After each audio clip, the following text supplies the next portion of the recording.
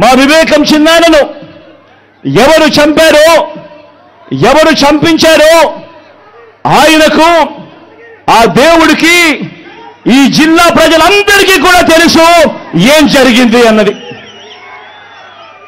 కానీ బురద జల్లేందుకు ఇద్దరు చెల్లెమ్మలను ఎవరు పంపించారో, వారు వెనకాల ఎవరు ఉన్నారో మాత్రం మీ అందరికీ కూడా రోజు కనిపిస్తూనే ఉంది. ఇంకా ఆశ్చర్యం ఏమిటో తెలుసా? వివేకం చిన్నారను అతి దారుణంగా చంపి, అవును నేనే చంపాను అని అతి హేయంగా బహిరంగంగా చెప్పుకుంటూ తిరుగుతున్న హంతకుడికి మద్దతు ఇస్తున్నది ఎవరు? మీరే రోజు చూస్తున్నారు కదా అని అడుగుతా ఉన్నాను.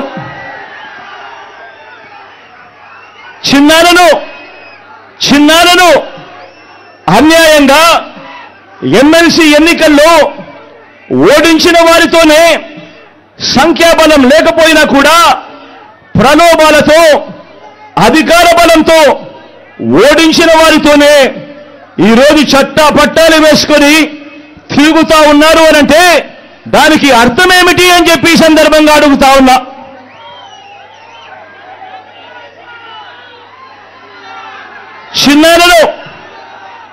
చిన్నానకు రెండో భార్య ఉన్న మాట వాస్తవం అవునా కాదా? ఆ రెండో భార్యతో తనకు సంతానం ఉన్న మాట వాస్తవం అవునా కాదా? అవినాష్ అక్కడికి ఎవరు ఫోన్ చేస్తే వెళ్ళాడు వంటి అనేక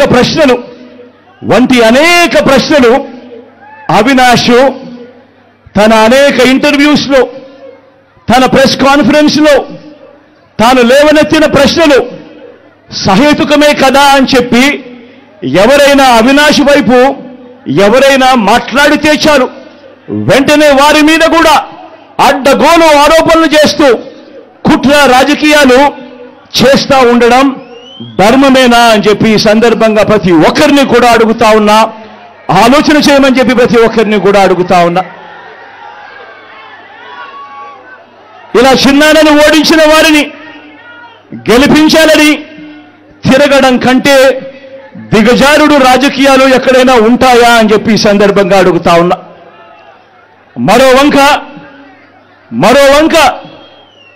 మరో వంక కాంగ్రెస్ పార్టీకి ఓట్లు ఎన్నొచ్చాయి. మరో వంక నోటాకు వచ్చినన్ని ఓట్లు కూడా రాని కాంగ్రెస్ పార్టీతో,